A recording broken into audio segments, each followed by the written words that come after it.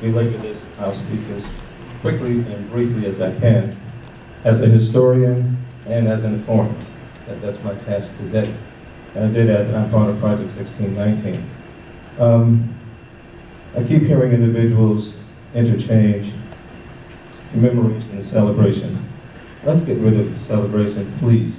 Mr. Bill Likey, I don't know if he's still here, but I thank him. I thank him for continuing to use the term commemoration. We're not celebrating something that happened to a group of individuals and the legacy thereafter. We're commemorating it. So just keep that in mind. The other thing is, we keep saying arrival. They grew out of the State Commission. I didn't take a trip and I arrived in Peru, or I arrived in Canada, or Mexico, etc. They landed here. Just check the definitions. Don't get me wrong, I'm not trying to be too pedantic. I'm not trying to be in any way arrogant at all. I'm just trying to learn and understand. It's a landing. You can use another word. You can say entry, appearance. But these individuals did not just arrive here. We know that those who came before Columbus arrived here, the explorers, many individuals from the continent of Africa. So I just want to keep that in mind. We can even say debarking. That's why Project 1619 says landing day. I'm not all that enthused about a landing day, but it does indicate arriving via water or a plane, and there were no planes then, except for the extraterrestrials. I'll leave it at that. I've been Master Team, mentioned that too, but Thor hired, I'll be quiet about that. I'm not going to continue on that. I'll just keep my fantasizing thoughts to myself. On the emancipation issue, the Emancipation Proclamation, as you all know, and please take a chance to read it, it didn't apply to this area at all. I see Brother Kelly saying, okay, Bill, go ahead. Didn't apply to parts of New Orleans as well. Again, it was very explicit. I see Brother Ron Rito shaking his head as well. It was a step toward the 13th Amendment. So let's just keep that in mind.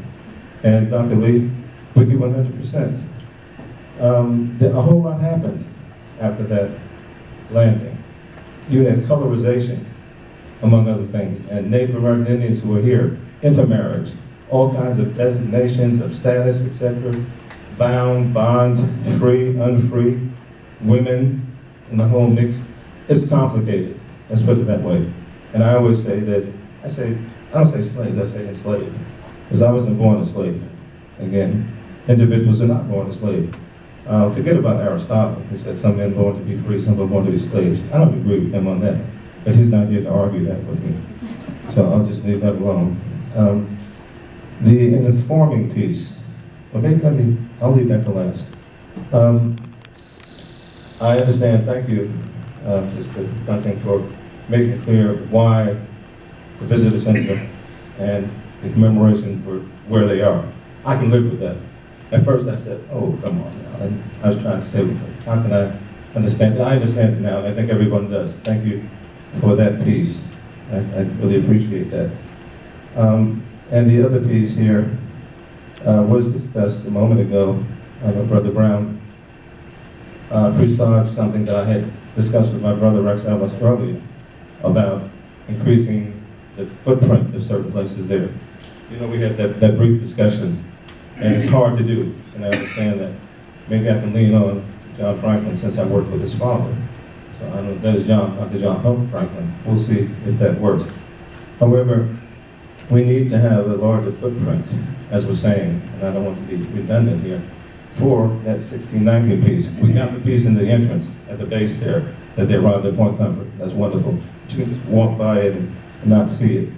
And the contraband issue, quote, decision, end quote, is not there at all, so to speak. And so we definitely need to look at that piece. So if we can expand the footprint at all, that would be wonderful.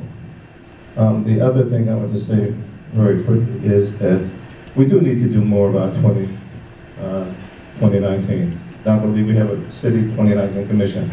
I see 2 more members here who are part of it, including myself. And I'm not bashing my commission at all. But we're not doing enough. There's more that we have to do to get things down. We're going to work on it. And I'm on a subcommittee with the other two individuals who are here, Brother Glenn Oder and Brother Terry Brown. And we have to do more, and we will do more. We'll get the word out. We're going to fight to do that and have the city hopefully work with us as they are. Some of it's about money. It's just one thing. When you bring up money, people start looking. So we'll do what we can do. The other thing I want to mention is good news. It's good news as far as I'm concerned. I don't know if you all have heard about this. Brother Oder, I don't know if you've shared it with individuals. You might do it later on, Brother Brown. And that is that Governor Ralph Northam has kept his promise to me, along with Brother Clark Mercer, saying that they were going to support the memorial, monument, whatever you want to call it. And we heard, I think it was 2 weeks ago, that the state now is going to move towards shepherding that through. I think Janice Stark is her name, Commissioner on Arts, is going to be working with individuals who were part of that initial committee. Let's see, 5 of them are here now, right now in this room, who are part of that commission. One of them is not here, and he's out of town, and that's Calvin Pearson. At any rate, they're going to move that through, and it takes a burden in the sense off of us, but hopefully we're going to work and have a partnership and have that happen. My last statement, I move from project to project, and I'm going to plant this seed here. Brother Brown heard me plant it yesterday.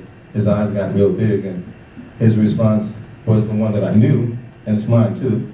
Everything takes time, a step at a time, right? Change doesn't happen overnight. But I task you all to support the concept of Project 1861. Project 1861. May 24th, 1861, that helped make Benjamin Franklin Butler, Major General Benjamin Franklin Butler, famous. He was somewhat infamous before that, and maybe even after that. And he became a radical Republican. But without those 3 men that we believe made that move, Shepard Mallory, Frank Baker, and James Townsend, none of that would have put him where he was. It would have happened at some point later on because others had tried to get into Fortress Monroe. And I know some people are going to say, Bill, we have a bridge now. And I'll say, yeah. They'll say, it's the King Bridge. You hear what I said? The King Bridge. But they don't mention the other 3 individuals. And I'd like to see a likeness of something here. Probably won't happen on federal property, but I have quite a few state representatives here who can make that happen, which is where we'll hopefully have the Project 1619 Memorial.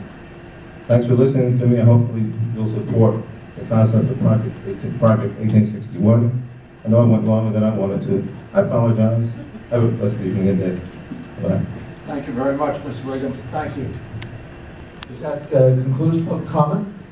All right, and then we will